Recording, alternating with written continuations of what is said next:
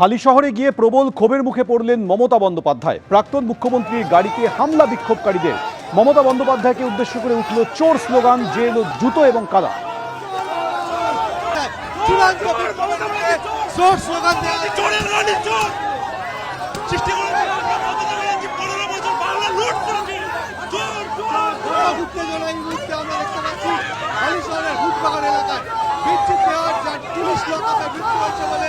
অভিযোগ করা হয় পরিবারের তরফ থেকে বিজেপি লুম্পেন জোগাড় করেছে। তারা আমাদের গাড়িতে অশ্রাব্য গালিগালাজ এবং এত বড় বড় ইট মেরেছে। আপনারা গাড়িটা দেখুন, পুরো গাড়িতে ইট মারতে মারতে আমাদের এসেছি। আমরা তীব্র নিন্দা করছি, ধিক্কার জানাচ্ছি। তীব্র পিটিয়ে মেরা পুলিশ লকআপে ডেথ হবার পরেও তারা বাড়িতে এসে ভয় দেখাচ্ছে। কিন্তু আমরা আসবো বলেছিলাম, আমরা এসছি। নিরাপত্তা ভুলে যান। আমাদের গাড়িতে বড় বড় পাথর ছোড়া হয়েছে পুলিশের সামনে। বাইরের লুম্পেনরা এসছে, সমস্ত লুম্পেনদের পুলিশ জোগাড় করেছে নিজেদের ব্যর্থতা ঢাকার জন্য। এই লুম্পেনদের দিয়ে, এই দেখুন, এই লুম্পেনদের দিয়েই প্রোটেকশন নিচ্ছে পুলিশ, কাস্টোডিয়াল ড্রেস করছে। এই লুম্পেনরা বাংলা আজকে লুম্পেনদের হাতে চলে গেছে। মিনিমাম আমি যে একটা বাড়িতে দেখা করতে আসবো বলেছি, কালকেও কথা হয়েছে তার স্ত্রীর সাথে আমার দুবার, আজকেও কথা হয়েছে। কথা হবার পরেও এমএলএ নিজে এসে তার বউকে বলেছে আপনি ঘর থেকে বেরোবেন না। কে? আমি তো তোর পরিবার দাদার সাথে কথা বলে গেলাম এবং আমরা কেস করব। পরিবারের সদস্যরা কি বললেন, তাই কিভাবে মারা হয়েছে? যা বলার তোমার বউ কালকে ভেসে বলেই দিয়েছে, নতুন করে বলার কি আছে? It is recorded. পুলিশের উপর আমার কোনো রাগ নেই।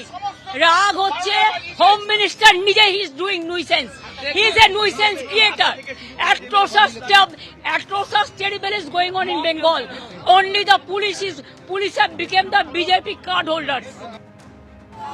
মৃত তৃণমূল কর্মীর পরিবারের সঙ্গে দেখা করতে গিয়েছিলেন মমতা বন্দ্যোপাধ্যায়। তার আগে হালিশহরে তাকে ঘিরে, তার গাড়িকে ঘিরে বিক্ষোভ শুরু হয়, জুতো ছোড়া হয়, কাদা ছোড়া হয়। আর আজকের এই ঘটনার জন্য পুলিশ এবং বিজেপিকেই অভিযুক্ত করেছেন মমতা বন্দ্যোপাধ্যায়।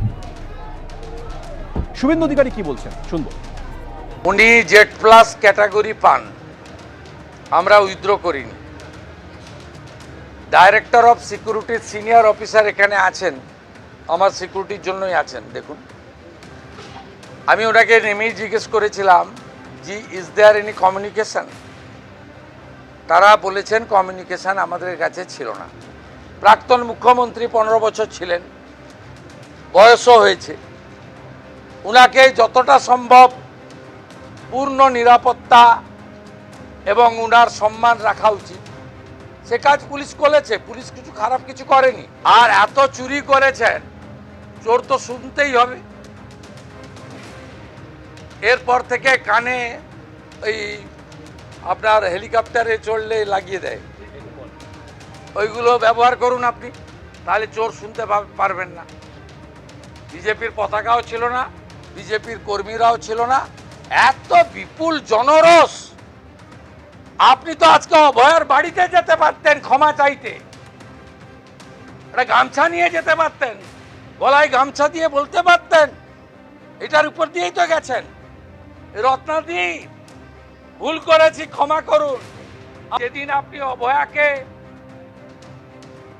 একটা স্টেট হসপিটালের ভিতরে মেরেছিলেন, প্রমাণ লুপাট করতে গেছিলেন, 10 লাখ টাকা দিয়ে কিনতে গেছিলেন, সেদিন আপনার গাড়িতে কাদা মাখাবে না কি ফুল ছুড়বে?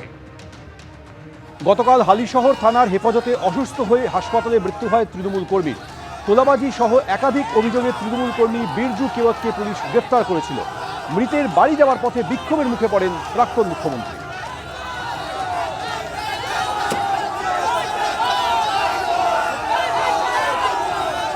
প্রাক্তন মুখ্যমন্ত্রী 15 বছর মুখ্যমন্ত্রী ছিলেন, তাকে চোর চোর স্লোগান খারাপ লাগে। কি হয়েছে আমার জানা নেই।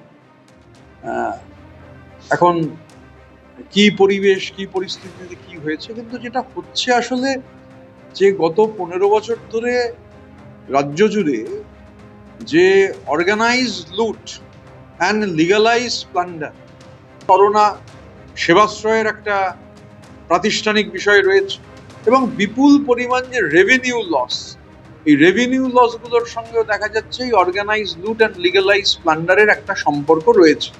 এটা অস্বীকার করার কোনো জায়গা নেই। প্রাতিষ্ঠানিক দুর্নীতির চেহারাটা সামনে আসার ফলে আমরা যারা বিরোধী দল করি, যারা ভোটে জিতেছি, বিরোধীর ভূমিকা পালন করছি, আমরা সবাই খুব ব্যাকফুটে। তাহলে ডক্টর মমতা ব্যানার্জি উনি যেহেতু প্রধান ছিলেন সরকারের, অবভিয়াসলি মানুষের মনে প্রশ্ন তৈরি হচ্ছে। হালি শহরে আজ মমতা বন্দ্যোপাধ্যায়ের উপর প্রাক্তন মুখ্যমন্ত্রী, মহিলা মুখ্যমন্ত্রী, বিজেপি যে কুৎসিত আক্রমণটা করেছে, বড় বড় পাথর ছোঁড়া, অপমানজনক অশ্রাব্য ভাষা, তাতে দেখলাম ওই অকৃতজ্ঞ বালিশ চাটন ঋত বড় বড় কথা বলেছে যে 15 বছর ধরে কি হয়েছে। আরে 15 বছর চাটন ঋত, অপদার্থ, অকৃতজ্ঞ, বেঈমান, গদ্দার, একটা রেপের মামলার আসামি সিপিএম লাথি মেরে বার করেছিল, তৃণমূল কংগ্রেস আশ্রয় দিয়েছিল, ভুল করেছিল, আমাদের আপত্তি শোনেনি, কিন্তু আশ্রয় দিয়েছিল। আজকে বলছে 15 বছর, তার মধ্যে তুমি 7-8 বছর কি করেছো? মমতা বন্দ্যোপাধ্যায়ের গাড়িতে কাদা লেপে বিক্ষোভ দেখান স্থানীয় বাসিন্দারা। মমতা বন্দ্যোপাধ্যায় এই অভিযোগ করেন যে তার গাড়িতে বিজেপির লোকেরাই সরাসরি ইট মেরেছে। আর এদিনের এই ঘটনা প্রসঙ্গে ঋতব্রত তৃণমূল শিবিরের নেতা স্নেহাশিস চক্রবর্তী, তার কি প্রতিক্রিয়া শুনব।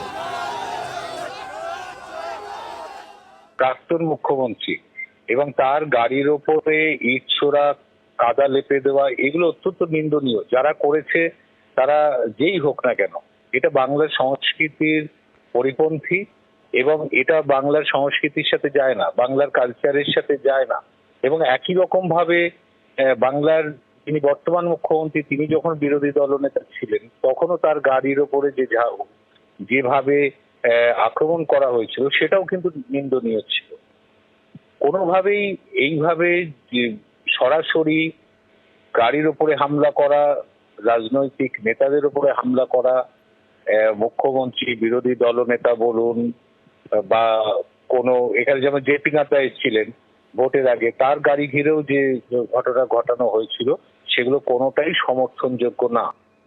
আজকে এই ঘটনা নিয়ে পোস্ট করলেন কুণাল ঘোষ। মমতা বন্দ্যোপাধ্যায়ের উপরে আক্রমণের প্রতিবাদে কাল দুপুর 2টোয় বিধানসভায় প্রতিবাদ কর্মসূচি হবে। নেত্রীর সৌজন্যে তৃণমূলের দল প্রতীকে জিতে আসা প্রত্যেক বিধায়ক এই প্রতিবাদে সামিল হবেন এই আশা করি। একমাত্র যাদের রক্তের মধ্যে বেইমানি আছে তাদের ধরছি না। সারা বাংলার তৃণমূল কর্মী এবং সমর্থকরা নজর রাখবেন, পোস্টে উল্লেখ কুণাল ঘোষের।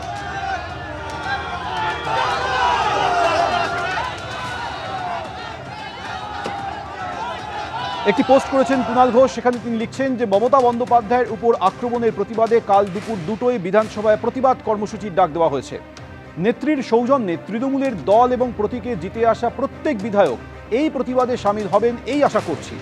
একমাত্র যাদের রক্তের মধ্যে বেইমানি আছে তাদের ধরছি না, উল্লেখ কুণাল ঘোষের।